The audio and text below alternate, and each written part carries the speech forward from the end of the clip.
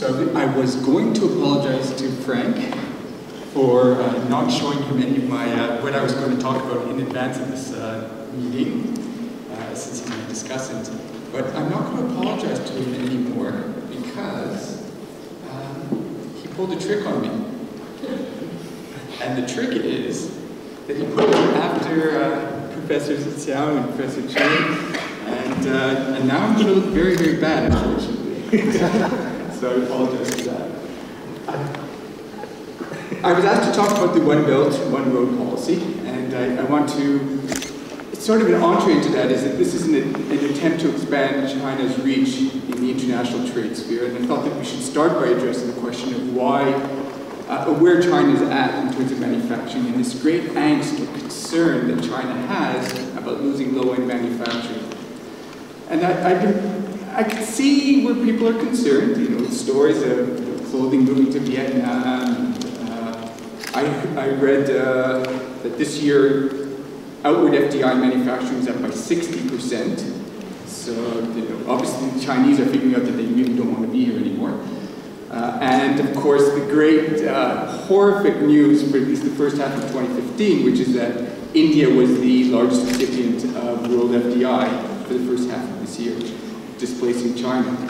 So I understand that there are these concerns, but I also think that we're forgetting something that maybe the Deng Xiaoping said many years before, which is, he talked about windows, and he said that when you open a window, you let in the flies.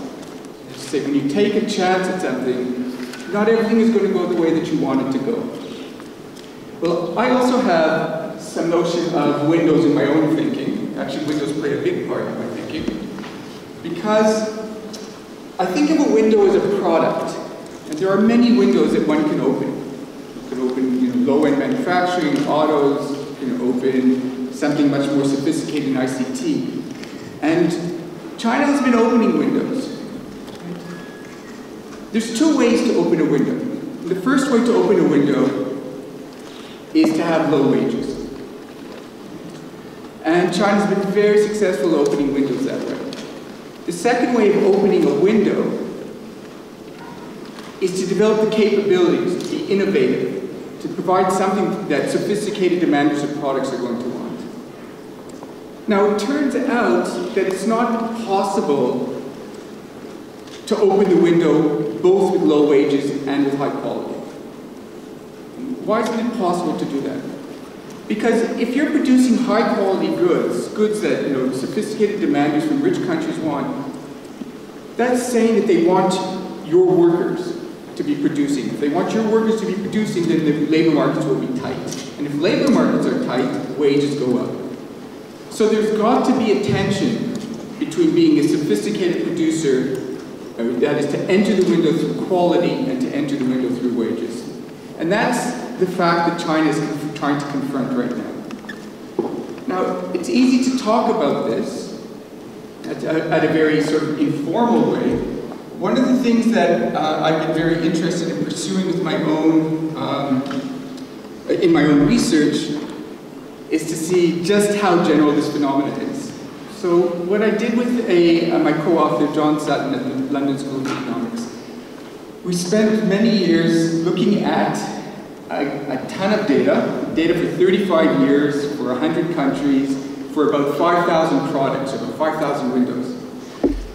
And we're interested in this, so if you think about that, that's going a little bit beyond anecdote. I think we're at this range of about 20 million windows opening and closing over the last 30 years. 20 million windows to see what are the patterns for how windows open and close.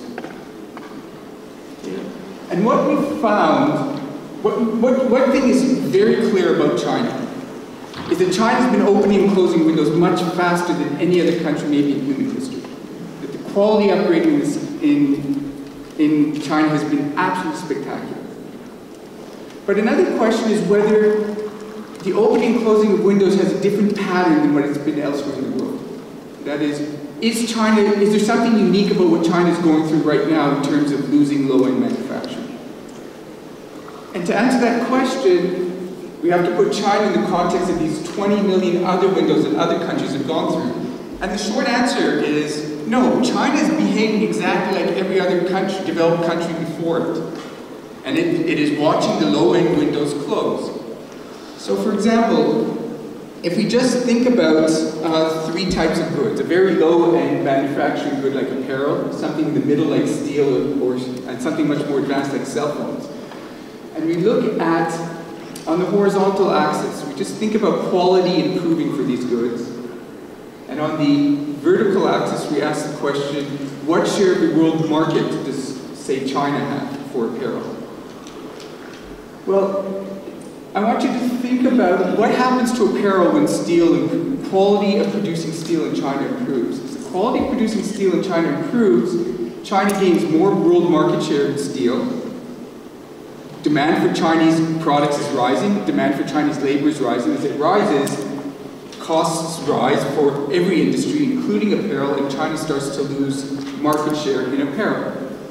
And then as China starts going beyond steel into more sophisticated goods like cell phones, and improves its quality in cell phones, again, Europe and North America are buying those cell phones, and as they buy those cell phones, it puts pressure on labor markets in China. Wages rise, and now it's difficult to produce steel.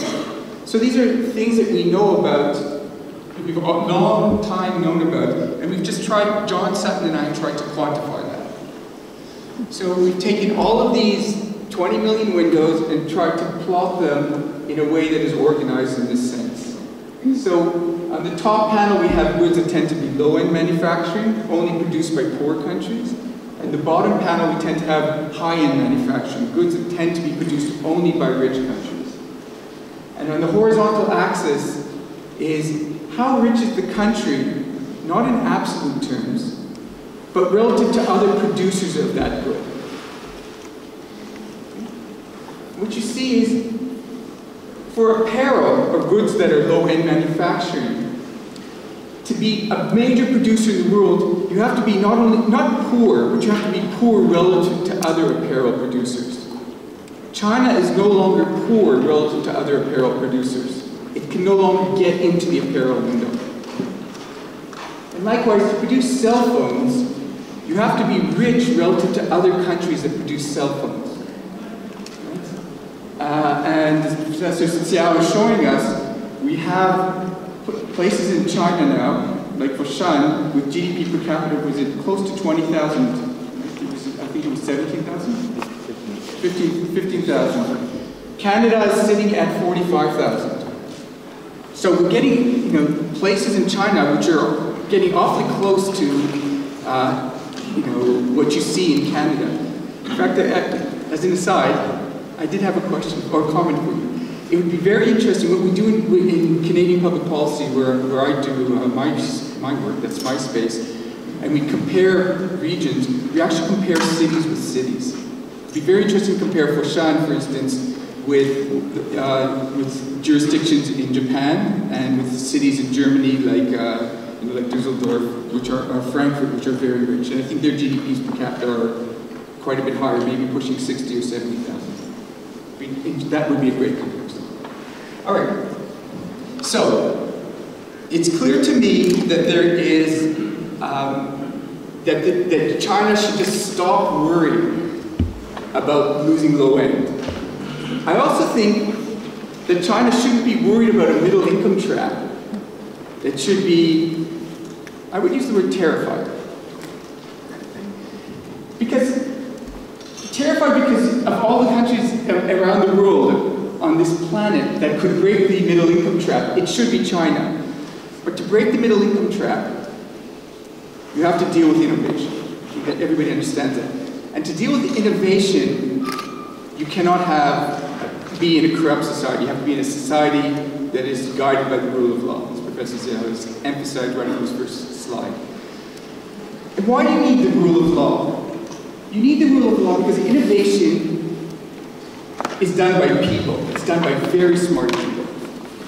And there is no resource in this planet which, well, I guess, Professor Clark, you're going to tell us that the resource in this planet which is most mobile is pollution. The second most mobile resource on this planet is people. And innovators living in corrupt societies quickly learn that they would be much better served by moving somewhere else. And that is why you get these hotbeds of innovation, not so much here as in places, a very small number of places around the globe, most famously Silicon Valley. And China's going to have to confront that. Not that China isn't getting close, right? If you take a look at journals like the New England Journal of Medicine, almost every issue has an article by a lead where the lead author resides here in China. So clearly something's happening on the innovation front which is spectacular, but to take that next step, I think China's going to have to figure out how to make sure that it puts a lid on corruption. All right, so let me return now to what I should have been talking about all along, and that is the one road, one vote policy. It's okay to talk about that. I was getting nervous after all the talks.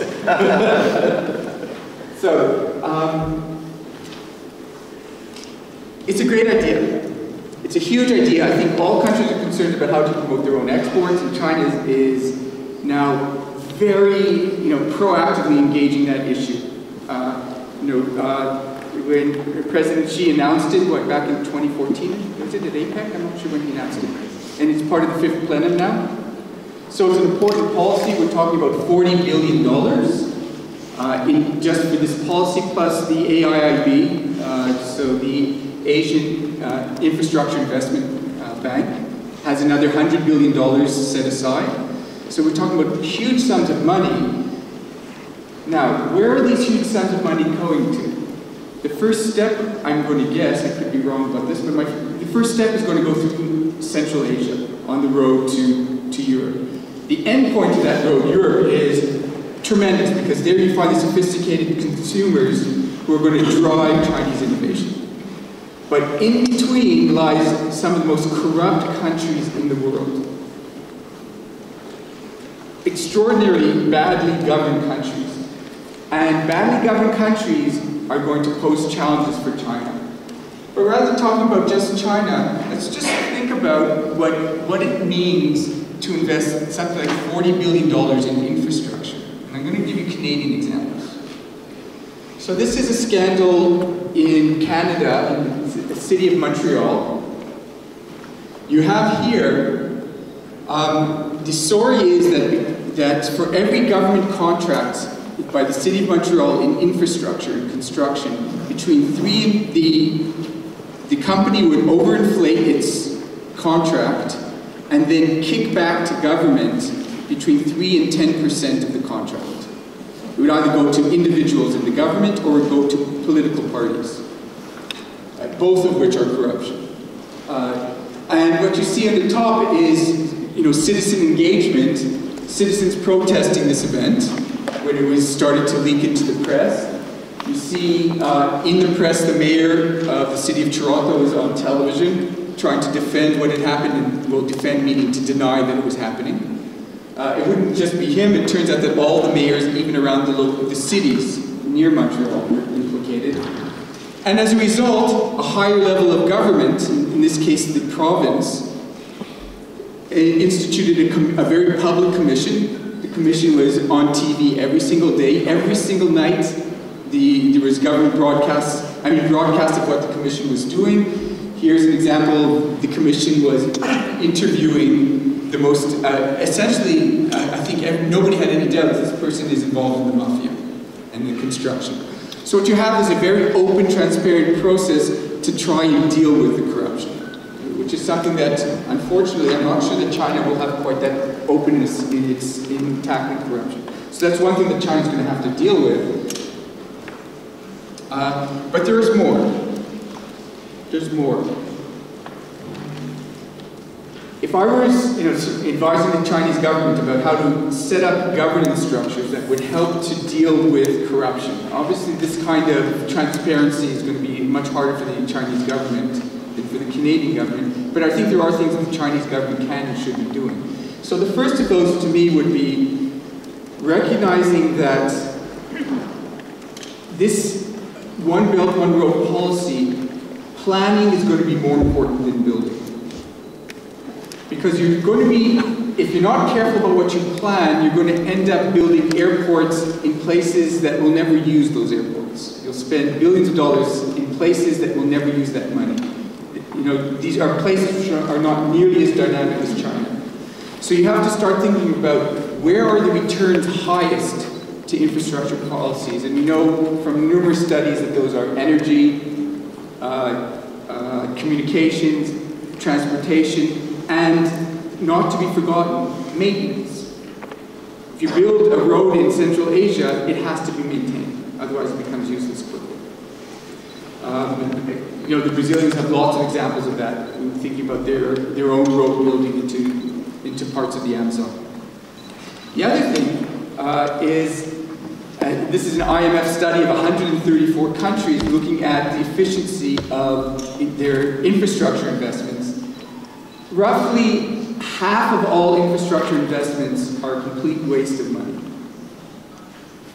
Right? So, to prevent them from being a complete waste of money, one has to be heavily engaged in the planning process. This is not something that should be rushed. Okay, another thing that I would recommend to the government, if I was involved in this, is governance structures, not just the planning, but governance structures for dealing with the tendering of bids.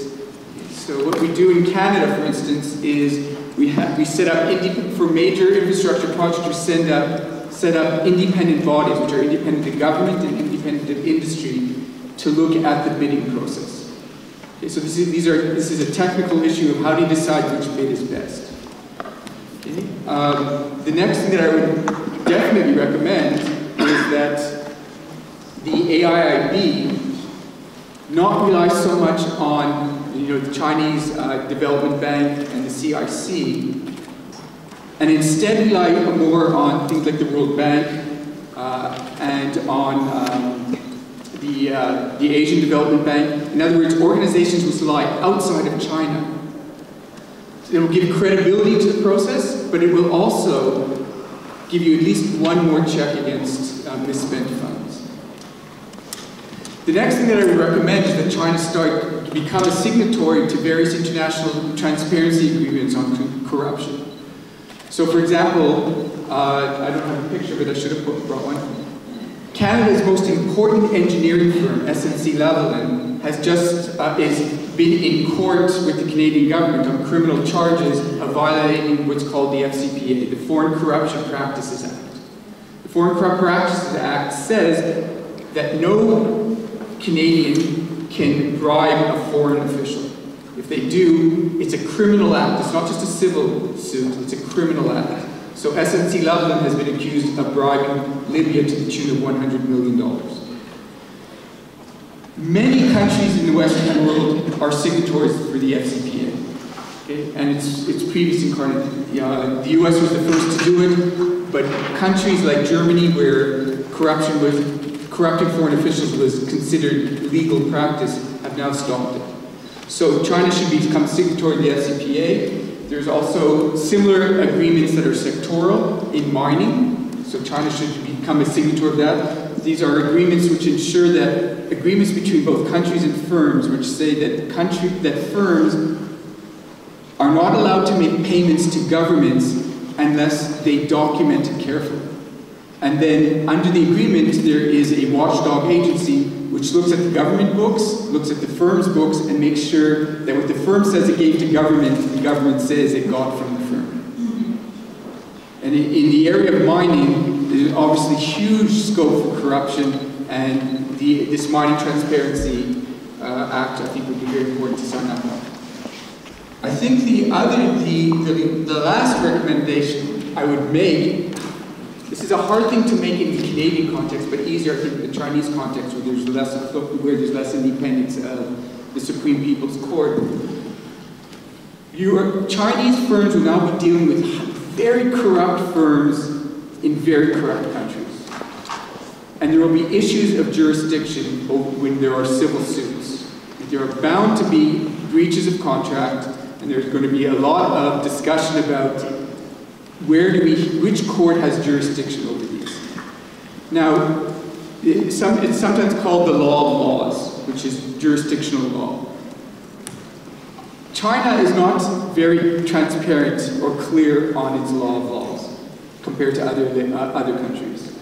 And the most recent case still leaves me scratching my head, which is Sinochem against Tyson Krupp, which was partially heard by the Supreme People's Court, when it's unclear why they should have had any jurisdiction in that case. It should have been heard in a New York court, and if not in a New York court, then it should have been heard by an international organization on arbitration disputes.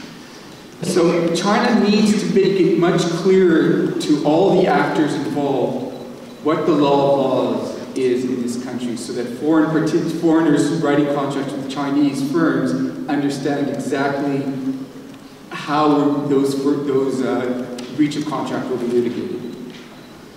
So the two big questions, I guess, are: will this one belt, one road work? It's certainly ambitious, and the goal, the aspirations of China are superb here. And I think very forward thinking compared to most countries. We just have to worry about one thing: will that between $40 billion and $140 billion be largely wasted on? And the answer is the same as the answer to the question: will China be effectively able to fight corruption?